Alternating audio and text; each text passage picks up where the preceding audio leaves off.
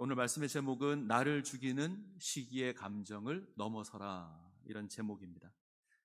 다른 사람을 미워하고 샘을 내는 것을 우리는 시기 혹은 시기심 이렇게 이야기를 합니다. 이 시기와 관계된 여러 가지 표현들이 있죠. 우리가 잘 압니다. 사촌이 땅을 사면 뭐가 아프죠? 배가 아픕니다. 기쁠 것 같은데 배가 아파요.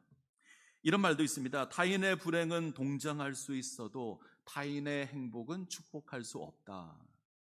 뭔가 불편함이 있지만 한편으로 충분히 공감이 가는 그런 말입니다. 이러한 시기의 감정이 우리 마음속에 본능적으로 존재합니다. 다른 사람과 자신을 비교할 때 나도 모르게 다른 사람을 깎아내리는 그런 모습들이 우리 가운데 있습니다. 아무리 생각해도 나보다 나은 것이 없어 보입니다. 내가 훨씬 더 뛰어난 것처럼 보입니다. 그런데 그 사람이 나보다 나은 대접을 받습니다. 그러면 용납하지 못하죠. 자, 이게 이제 시기라는 겁니다. 자, 시기는 나를 죽이는 그런 감정입니다. 시기는 결코 나를 세워주지 않습니다. 잠깐 위로는 해줄 수 있습니다. 한참 그 사람 욕을 하고 나면 내가 잠깐 위로는 받을지 모릅니다. 그러나 그것으로 내가 행복해지지는 않습니다. 시기는 우리가 극복해야 될 일그러진 그런 자존심의 횡포입니다. 오늘 우리가 대하는 이 말씀 가운데 이 시기심에 사로잡힌 한 사람을 우리가 만납니다. 그의 이름은 사울입니다. 이스라엘과 블레셋 사이에 큰 전쟁이 있었습니다. 이길 수 없는 전쟁이었죠. 블레셋 장수 골리앗을 인해서 이스라엘은 아무것도 할 수 없었습니다. 그런데 다윗이 골리앗을 무찌르고 전쟁에서 이깁니다. 자, 사울의 입장에서는 다윗이 굉장히 귀하죠. 이길 수 없는 전쟁을 다윗 때문에 이겼습니다. 당연한 겁니다. 그래서 승리한 이후에 다윗을 자기 곁에 둡니다. 아버지에게로 보내지 않고 자기 곁에 두죠. 그리고 다윗으로 전쟁을 마무리하게 합니다. 다윗이 사울이 보내는 곳마다 지혜롭게 행해서 승리를 거둡니다. 사울은 이러한 다윗의 공로를 인정해서 이스라엘 군대를 총괄하는 군대의 장으로 삼습니다. 그래서 군대 장관이 됩니다. 자, 엄청난 신분의 상승이죠.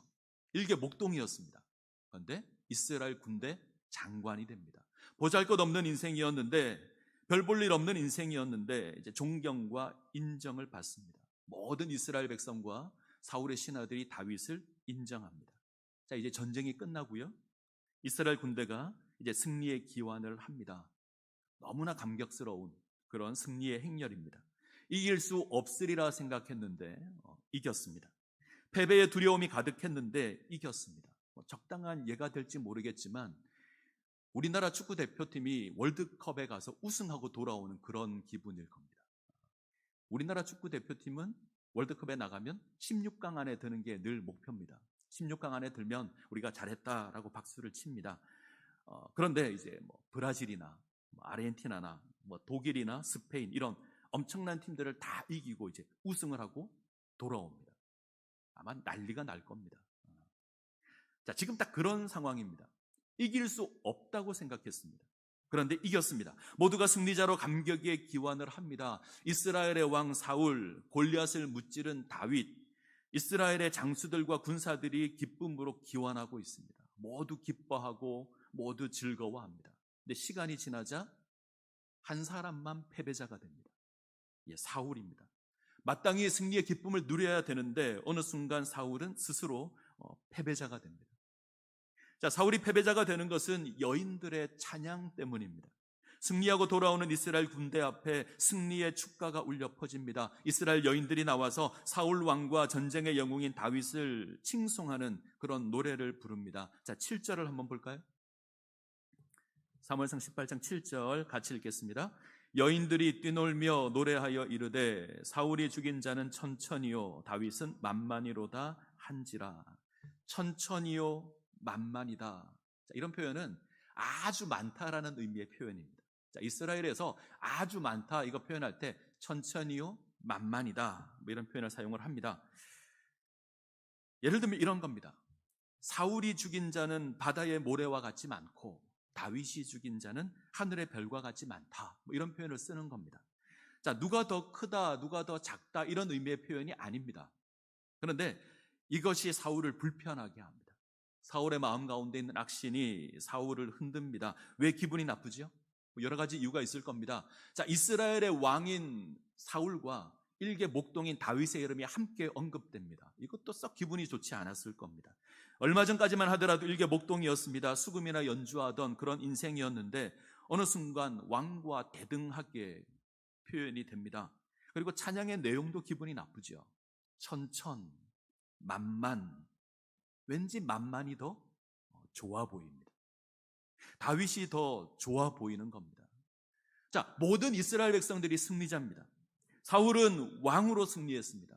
다윗은요, 용감한 용사로서 승리를 했습니다. 이스라엘 군대는 승리의 군대입니다. 전쟁에 참여하지 않은 이스라엘 백성들조차 나와서 기뻐하는 그런 승리입니다. 이게 공동체죠. 모두가 함께 기뻐하는 공동체입니다.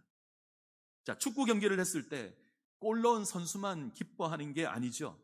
경기를 지휘한 감독이나 코치나 공을 막은 골키퍼나 골을 넣지 못한 수비 선수라도 모두가 승리자입니다. 그런데 사울은 이 승리의 자리에 서 있지 못합니다. 홀로 패배자가 됩니다.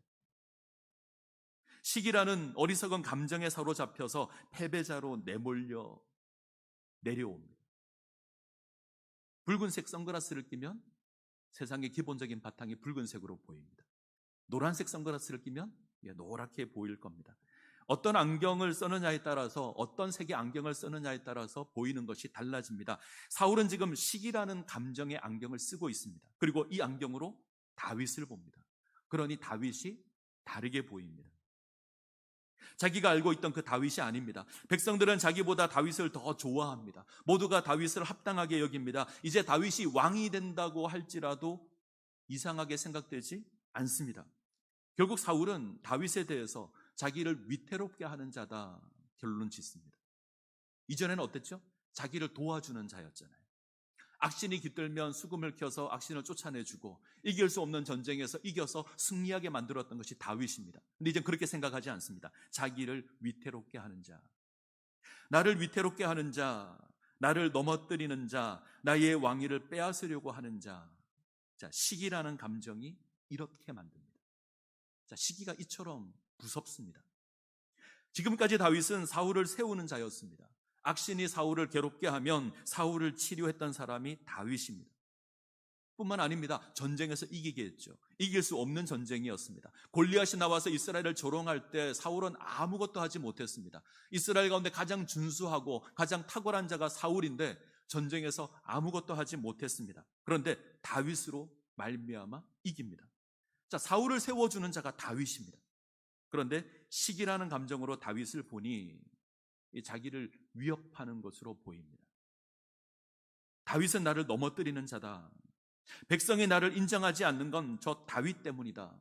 자, 다윗이 없으면 내가 더 행복할 거다. 자, 제가 요즘 읽고 있는 책이 하나 있습니다. 책의 내용 가운데 이런 내용이 있습니다. 마음을 열고 들으면 개 짖는 소리도 법문으로 들릴 수 있지만 마음을 닫고 들으면 어떤 좋은 이야기라도 시끄럽게 개가 짖는 소리로 들린다. 충분히 와닿는 말입니다. 자, 마음을 열고 들으면 별것 아닌 소리라도 아주 좋은 소리로 들립니다.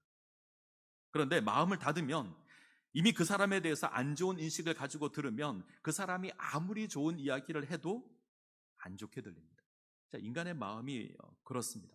사울의 마음이 시기가 가득하면, 시기라는 감정이 가득하면 결코 다윗이 좋게 보이지 않습니다. 자, 저는 시기를 이렇게 정의합니다. 우리가 극복해야 될 일걸어진 자존심의 횡포. 우리가 극복해야 될 일걸어진 자존심의 횡포, 이게 시기입니다. 이 일걸어진 감정은 자신의 약점을 다른 사람의 탓으로 돌립니다. 우리는 우리 스스로 잘못을 인정하는 것에 굉장히 인색하죠. 반면에 나의 잘못에 대한 변명되기를 좋아하고 누군가의 탓으로 돌리는 것에 익숙합니다. 우리는 끊임없이 손가락질을 합니다. 저 사람 때문에 내가 이렇게 됐다. 저 사람 때문에, 저 사람이 없으면. 이거 태초 때부터 시작되었던 감정입니다. 자, 가인은 하나님께서 자신의 제사를 받지 않고 동생 아벨의 제사를 받자 분노하죠. 그리고 시기심에 사로잡힙니다. 하나님께서 자기 제사를 받지 않는 것에 대해서 자기 잘못은 생각하지 않습니다. 저 아벨 때문에, 내가 인정받지 못한다. 저 아벨 때문에 하나님이 나의 제사를 받지 않는다. 저 아벨이 없다면 하나님께서 나를 인정해 주실 것이다. 이 상한 감정으로 돌을 들고 아벨을 쳐서 죽입니다. 자, 이 알량한 자존심은 이 땅에 오신 메시아를 죽인 감정이기도 합니다. 종교 지도자들은 예수를 시기로 십자가에 내어줍니다. 자, 마가복음 15장 10절을 보시면 이런 구절이 있습니다. 이는 그가 대제사장들이 시기로 예수를 넘겨준 줄 알미러라. 자, 예수를 시기로 넘겨줍니다. 백성들은 예수의 가르침을 바리새인이나 서기관의 가르침보다 훨씬 더 권위 있는 가르침으로 인정을 합니다. 그리고 예수를 따릅니다. 그러자 서기관, 바리새인, 제사장 기분 나빠하죠. 이런 예수가 마음에 들지 않습니다. 예수 때문에 자신들의 입지가 위태로워 보입니다. 그래서 예수를 죽이기로 작정하고 십자가에 넘겨줍니다. 이 시기라는 것 때문에 그렇습니다. 저 예수가 우리를 위태롭게 한다. 저 예수가 아니면 저 백성들이 우리를 좋아할 텐데, 우리를 인정할 텐데. 자, 이 일거런진 감정으로 메시아를 넘겨줍니다.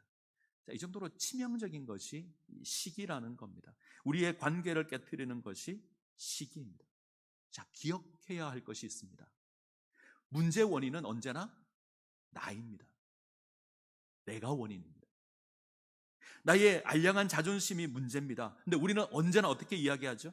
저 사람이 문제다 이야기합니다. 우리의 손가락은 내 건데 절대 나를 향해서 손가락질하지 않습니다. 꼭 다른 사람을 향해서 손가락질을 합니다. 사울을 위태롭게 하는 건 사울입니다. 사울을 위태롭게 하는 자가 다윗이 아닙니다. 다윗이 문제가 아니라 사울이 문제지요. 하나님의 목소리를 청종치 않고 하나님을 바라보지 않는 것 사울입니다. 위급하고 절박한 상황에서 하나님을 의지하지 못하고 제사를 드렸던 것 사울입니다. 인간적인 판단으로 헛된 맹세를 하고 이스라엘을 곤란하게 했던 것 사울입니다. 하나님의 목소리 청종하지 않고 양의 소리, 소의 소리, 사람의 소리 귀 기울였던 것 사울입니다. 이것으로 하나님의 버림을 받습니다.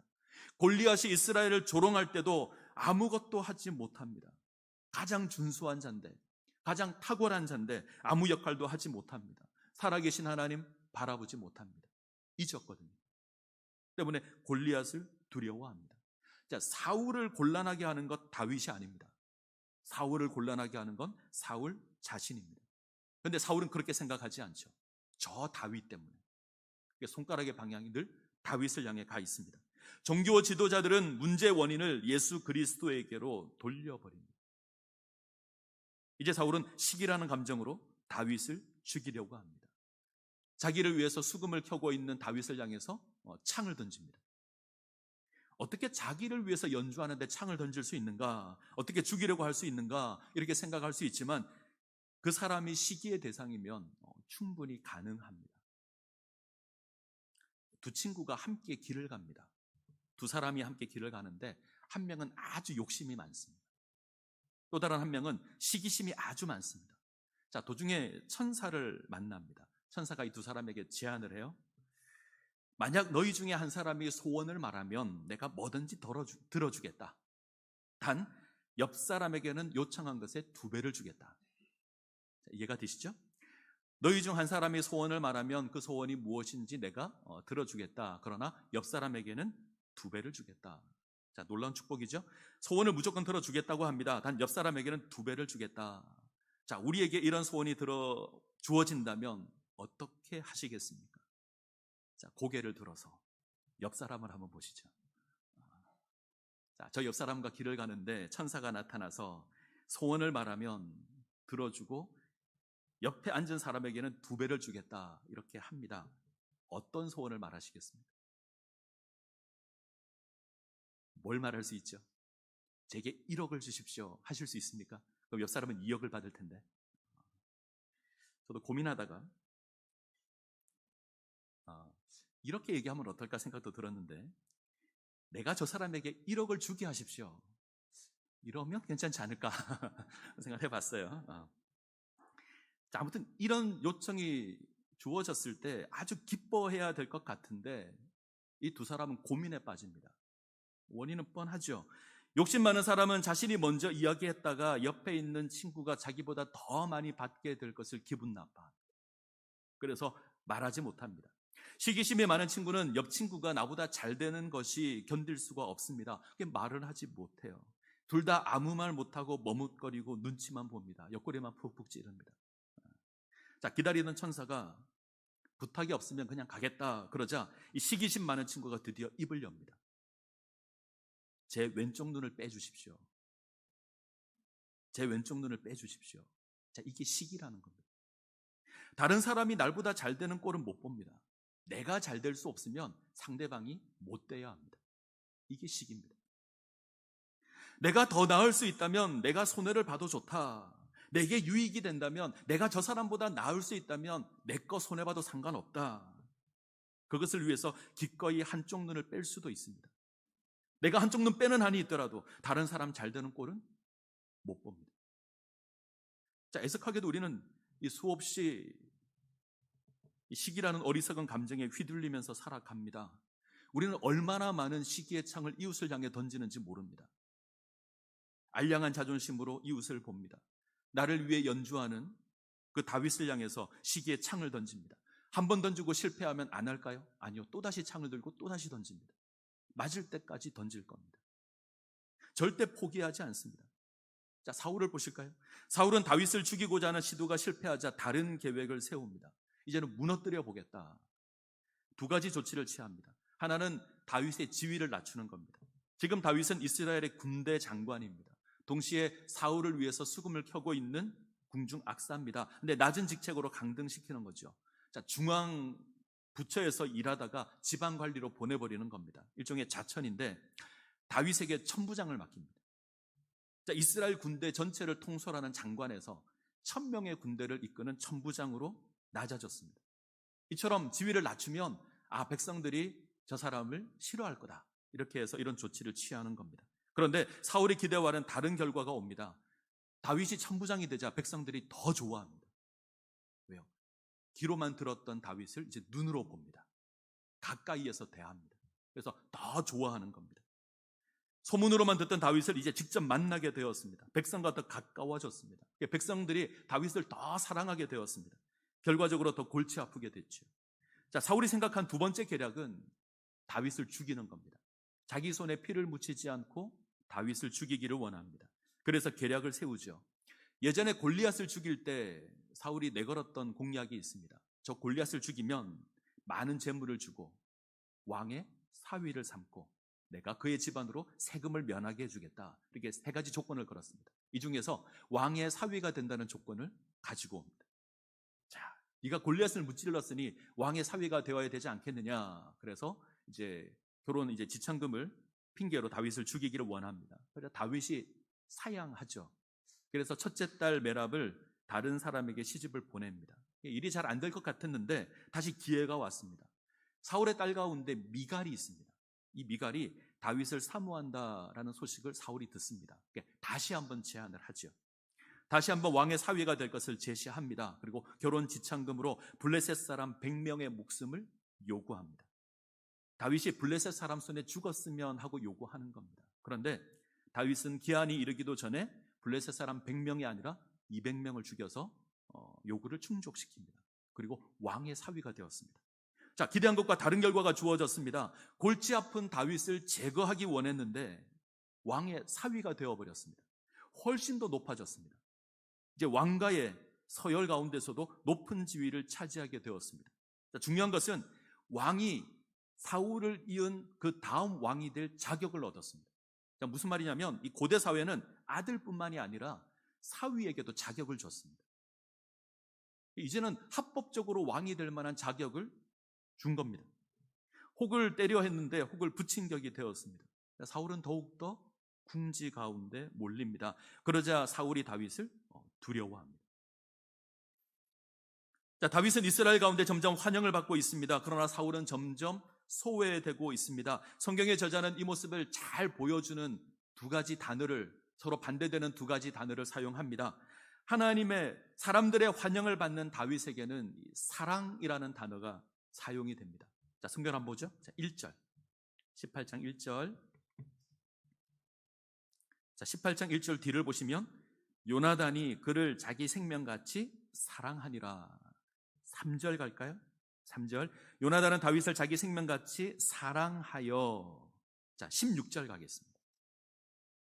16절, 온 이스라엘과 유다는 다윗을 사랑하였으니. 자, 20절, 사울의 딸 미갈이 다윗을 사랑하매. 22절, 중간쯤에 가면 왕이 너를 기뻐하시고 모든 신하도 너를 사랑하나 되어 있죠. 자, 28절 가겠습니다. 여호와께서 다윗과 함께 계심을 사울이 보고 알았고 사울의 딸 미갈도 그를 사랑함으로. 자, 다윗은 사랑받습니다. 다윗은 사울의 가족에게서 사랑을 받습니다. 골리앗을 이긴 이후에 사울의 아들 요나단의 사랑을 받습니다. 요나단은 사울의 장남입니다. 이스라엘 가운데 인기 있는 영웅입니다. 이 요나단이 다윗을 사랑합니다. 성경은 요나단의 마음과 다윗의 마음이 하나로 연결됐다, 목숨을 나누는 관계가 되었다 고백합니다. 이후 사울이 다윗을 죽이려고 할 때 요나단이 사울을 변호하고 피할 수 있도록 도와줍니다. 다윗이 나중에 이스라엘의 왕이 되었을 때에 요나단의 아들 므비보셋을 찾아서 다시 그의 지위를 회복시켜줍니다. 이처럼 생명을 나누는 관계가 됩니다.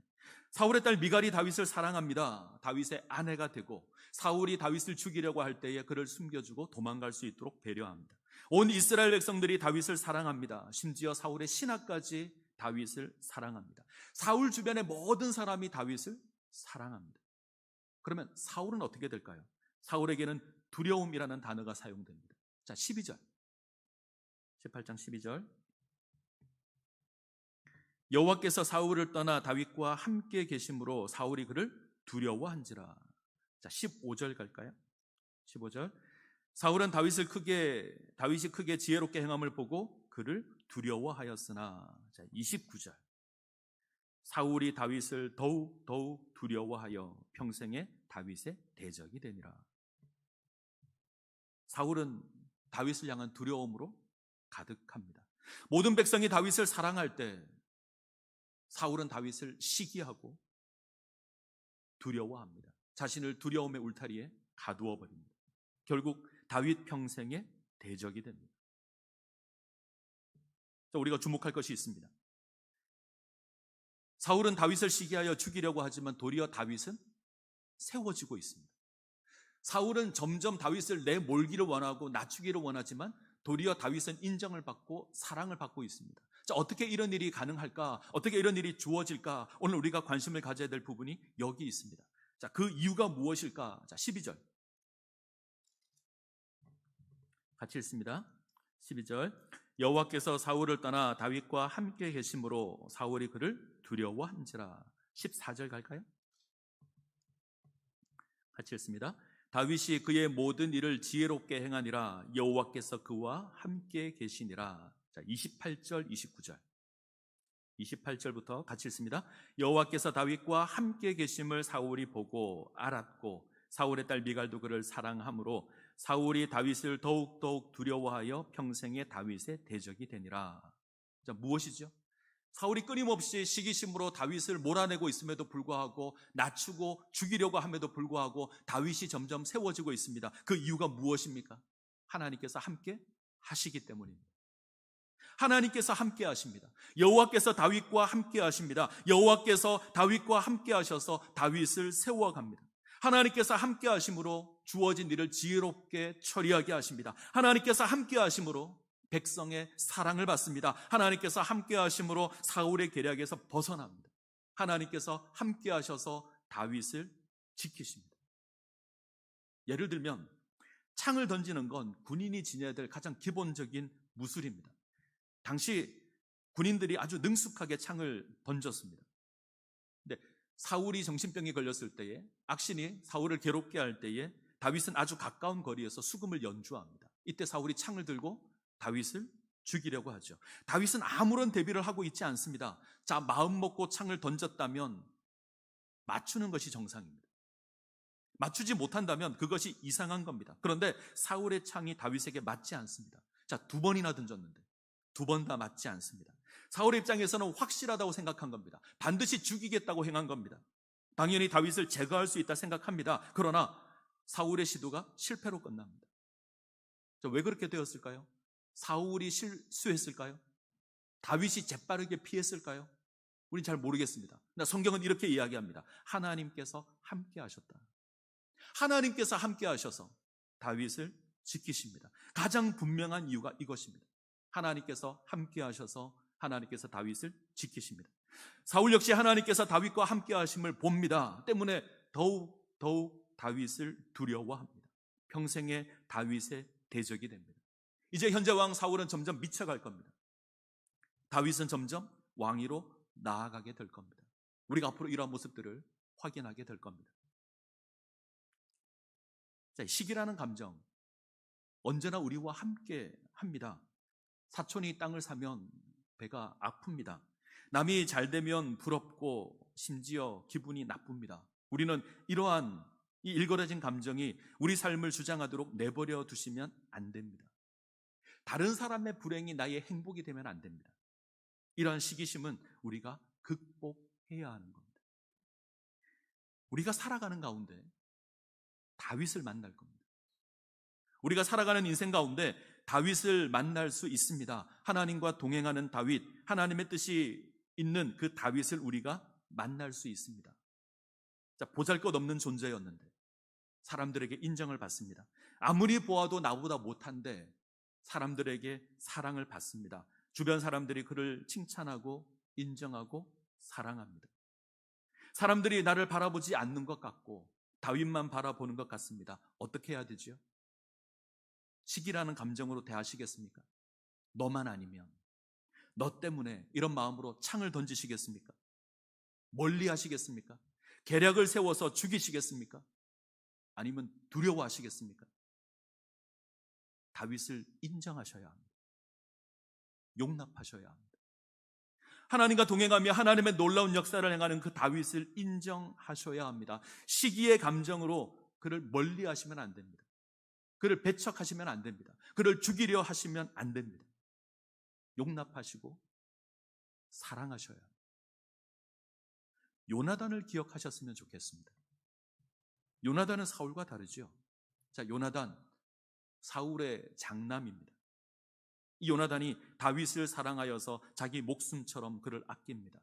다윗과 언약을 맺죠. 자기 겉옷을 주고 칼을 주고 활을 주고 허리띠까지 풀어서 다윗에게 줍니다. 학자들은 요나단이 이렇게 행동하는 건 자기에게 돌아올 왕위를 넘긴 거다 이렇게 해석합니다. 자, 이런 모습을 그대로 받아들인다면 우리에게 많은 의미가 있죠. 자, 요나단이 누구죠? 사울의 장남입니다. 공식적인 왕위 계승자입니다. 더군다나 그는 이스라엘의 영웅입니다. 블레셋과의 전쟁에서 전쟁의 승리는 사람의 많고 적음에 달려있지 않다 고백하며 적진을 향해 나아갔던 사람이 이 요나단입니다. 요나단으로 말미암아 전쟁에서 이겼습니다. 자, 요나단에게 왕의 자격이 없습니까? 있습니다. 충분히 왕이 될 만한 사람입니다. 이 요나단 앞에 다윗이 나타났습니다. 사람들의 주목을 받고 영웅이 되고 사람들의 인정을 받습니다. 사람들이 그를 사랑하기 시작합니다. 심지어 요나단은 다윗이 이스라엘의 왕위를 차지하게 될 것도 압니다. 자, 이 상황에서 요나단은 이 시기라는 감정으로 다윗을 미워하거나 두려워하지 않습니다. 자, 그는 아버지 사울과 다릅니다. 그는 분명 이스라엘 왕위는 내 것이다 주장할 수 있죠. 그것을 위협하는 것으로 보이는 다윗을 죽이려고 할 수도 있습니다. 시기라는 감정으로 창을 던질 수도 있습니다. 그러나 다윗을 인정하고 그를 사랑하고 그를 돕는 자로 세워집니다. 이것이 요나단입니다. 우리 앞에 두 가지 가능성이 있습니다. 하나는 시기라는 어리석은 감정으로 하나님의 사람을 거역하는 사울입니다. 다른 하나는 믿음의 눈으로 하나님의 사람을 인정하고 사랑하는 요나단입니다. 이 둘이 우리 앞에 있습니다. 어떤 것을 선택하시겠습니까? 어떤 모습으로 다윗을 바라보시겠습니까? 나를 죽이는 시기의 감정으로 다윗을 바라보시겠습니까? 아니면 하나님의 사람으로 인정하고 용납하고 사랑하시겠습니까? 믿음의 눈으로 바라보시기를 바랍니다. 사랑의 눈으로 바라보시기 바랍니다. 우리와 함께 예배드리는 나의 지체는 하나님께서 내게 허락하신 다윗입니다. 나를 세우기 위해서 하나님께서 허락하신 다윗입니다. 인정하셔야 되고요. 용납하셔야 되고요. 사랑하셔야 합니다. 저를 섬겨 가셔야 합니다. 그것이 나를 세우는, 나를 살리는 방법입니다. 자, 이 은혜 가운데 세워지시기를 간절히 소원합니다. 예, 기도하시겠습니다.